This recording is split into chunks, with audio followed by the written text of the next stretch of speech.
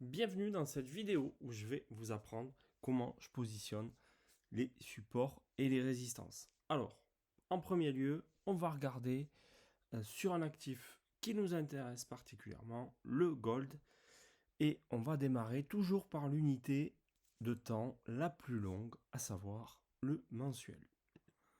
Donc, je me positionne en mensuel. On voit qu'actuellement, les cours sont à 2622 $.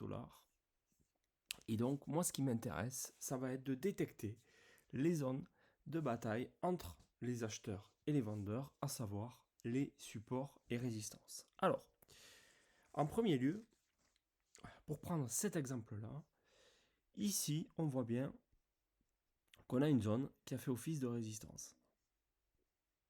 Puisque vous voyez que les cours, ils ont essayé de passer, ça a reflué, ils ont essayé, ça a reflué, etc. Et ça a cassé. Et puis on voit que ici, on est revenu à peu près sur le même niveau.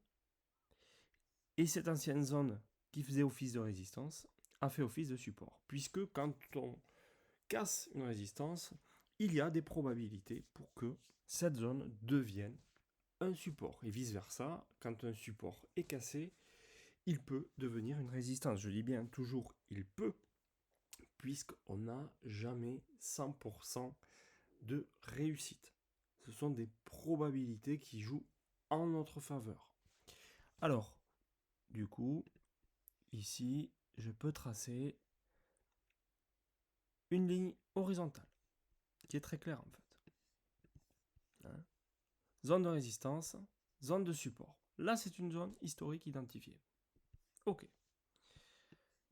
Qu'est-ce que je vois d'autre? On voit pas mal de choses, mais on va noter ce qui me semble être les zones les plus importantes. Ici, hein,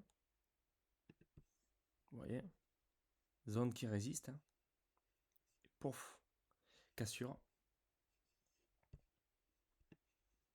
Et puis évidemment, pour ceux qui pratiquent le gold, en mensuel, on avait notre résistance historique ici, qu'on avait tapé pour la première fois donc en août 2020, puis en mars 2022, en mai 2023, décembre 2023, on a encore bataillé, et puis en début d'année 2024, on a cassé cette forte zone de résistance historique pour le gold et qui a, comme vous pouvez le voir, qui a laissé place à une magnifique hausse. Alors, donc ça c'est vraiment une zone majeure. Hein.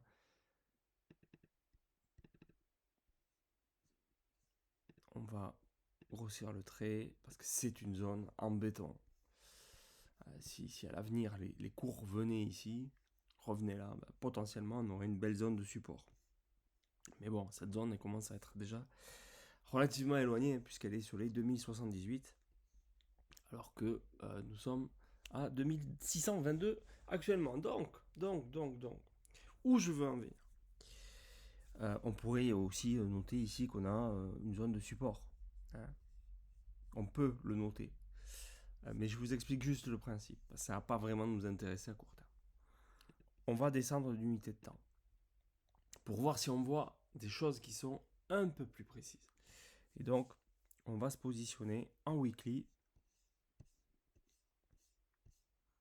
Voilà, en weekly, déjà, on voit des choses. On voit d'autres choses. On voit quoi? Ça, c'est une zone qui est super claire. Support, support, support, ça casse. Résistance, résistance, ça casse. Support, on va jusqu'à la prochaine résistance. On redescend, support, etc. C'est très propre en fait. Hein, donc c'est une belle zone de support weekly également. Mais je remonte pour venir encadrer les cours actuels. Et là, ouais, en weekly, on voit bien hein, qu'on a une zone aussi de soutien que les cours n'arrivent pas à passer en dessous. Alors, attention, ne soyons pas binaires, on parle bien de zone de support et de zone de résistance. On n'a pas une précision absolue dans dans les cours, hein, c'est pour ça que vous voyez des mèches qui dépassent, etc. On parle bien de zone. Bon, on peut tracer donc effectivement ce support en daily. Donc je descends d'unité de temps. Plus je vais descendre, plus je vais avoir des informations court terme. Ce qu'il faut toujours retenir, c'est que plus mon analyse elle est faite sur du long terme, plus les supports ou résistances ont des chances d'être solides et résistants. Alors, donc là, d'un point de vue daily, donc du journalier. Un journalier, on a ici, regardez la précision. Alors, pourquoi je trace ici? Résistance, reflux, résistance, reflux, résistance, reflux, cassure, support, on remonte support, support, support et ça repart. Ça suit super bien son rôle en fait.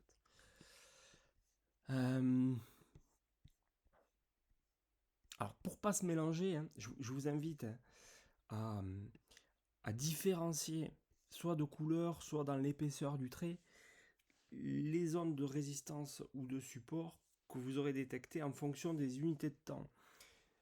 Je vous le disais, plus l'unité de temps est longue, plus le support ou la résistance va être solide. Donc, vous pouvez faire un trait plus épais, mettez-vous un code couleur, enfin quelque chose pour ne pas vous embrouiller. Parce que, évidemment, là on est sur du daily. Daily, ça reste solide, mais ça ne sera pas aussi fort que cette résistance historique qu'on a tracée tout à l'heure en mensuel. Donc, vous voyez par exemple, ouais, celle-là, je vais me dire que tout ce qui est mensuel, je le mets en jaune et en gros trait. Ça, on l'a tracé en weekly. Ouais, je vais descendre d'épaisseur de trait, je vais me le mettre en blanc. En daily, c'est la même chose. Je vais descendre un peu d'épaisseur de trait et je vais me le mettre, par exemple, en rouge. Voilà. Comme ça, ouais, voilà. Là, j'ai du mensuel. Là, j'ai du weekly. Là, j'ai du daily. Ouais, sur du daily, on a ça aussi. Résistance, support, support, support. Voilà. Bon. On voit autre chose encore. Hein. On voit autre chose. Hein. On voit qu'ici, ça fait zone de résistance également. Voilà. Ça, c'est un cadrage, vous voyez. Je suis en daily qui est très, très propre et en tout cas qui me permet quelque part de sécuriser mes analyses et mes positions. Vous voyez, quand on était là-dedans, hein, on évoluait dans ce que l'on appelle un range, à savoir consolidation de tendance, sachant qu'on était en forte tendance haussière, évidemment, forte tendance haussière de fond, mais tant qu'on était coincé dans ce range, on pouvait acheter le support et vendre la résistance. Voilà. Après, on savait que il y avait des probabilités qu'on sorte dans le sens de la tendance, à savoir la hausse. Et ce qui est le cas actuel. Mais par contre, vous voyez, si je veux trader là, finalement, vous voyez, mon dernier support, il est à 2530. Et là, finalement, j'ai pas trop de repères. Donc, je vais être obligé à nouveau de descendre d'unité de temps. Je vais aller voir du 4 heures.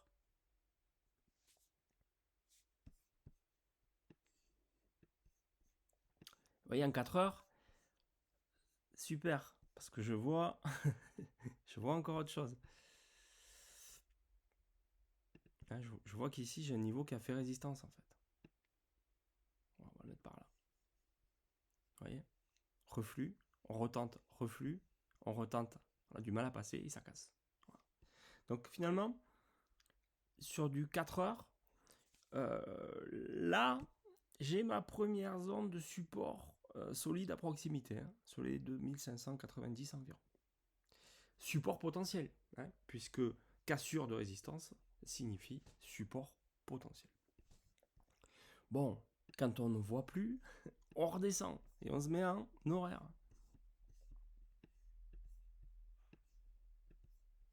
Super.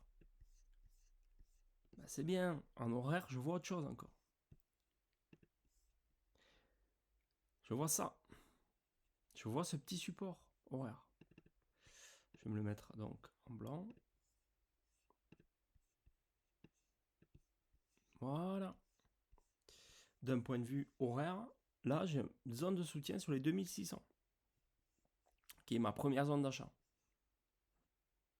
Donc, qui est forcément moins solide que celle-ci, que j'ai détectée en 4 heures. Puisque unité de temps plus faible. Je redescends d'unité de temps et je vais aller jusqu'aux 15 minutes. Moi, je m'arrête aux 15 minutes après. Pour vraiment faire du day trading. Et le 15 minutes, il va me faire apparaître cette zone-là. Voyez. Donc, sur du très très très court, ma zone d'achat 15 minutes, elle est là. Elle est ici. Elle est sur ces niveaux. Voilà. Après, j'ai une petite zone 15 minutes également intermédiaire. Vous changez bien le code couleur. 15 minutes, je sais pas, vous dites, allez, on le met comme ça, turquoise. Il faut juste se repérer. Là, c'est vraiment pour du court. Hein. Pas du scalp, mais entre le day trading et le scalp. Quoi. Donc, vous comprenez bien, on a fait support, on a fait résistance ici, et on refait support. Donc, c'est pour ça que je dessine cette zone. Et j'ai vraiment tout qui est cadré.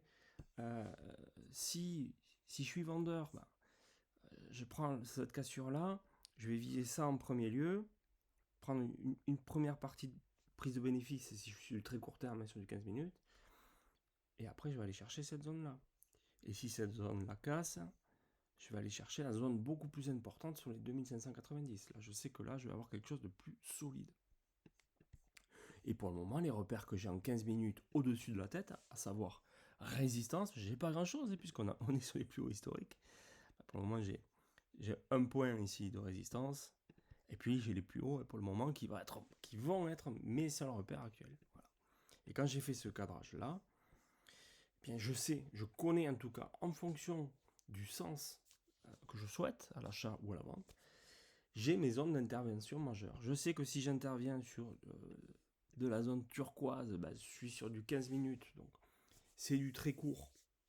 Donc je vais chercher pas mal de zones intermédiaires. Si je vais trader plutôt sur du daily, 4 heures daily, bien, je vais aller chercher des zones un peu plus importantes. Voilà, si je me mets en 4 heures, voilà. Si j'étais à la vente, j'irais chercher en priorité cette grosse zone-là. Puis celle-ci. Mais moi, perso, voilà. Je ne traite pas non plus contre la tendance. L'objet de cette vidéo, c'est pas justement de donner une analyse, de donner un avis sur le gold. C'est juste d'apprendre simplement à cadrer son graphique avec des supports et des résistances. Et je vous invite vraiment à trader le plus simplement possible. Ça apporte pas mal de clarté quand parfois on est perdu avec tout un tas d'indicateurs. J'espère que cette vidéo vous aura plu. N'hésitez pas à faire vos commentaires et à liker cette vidéo. Allez, salut!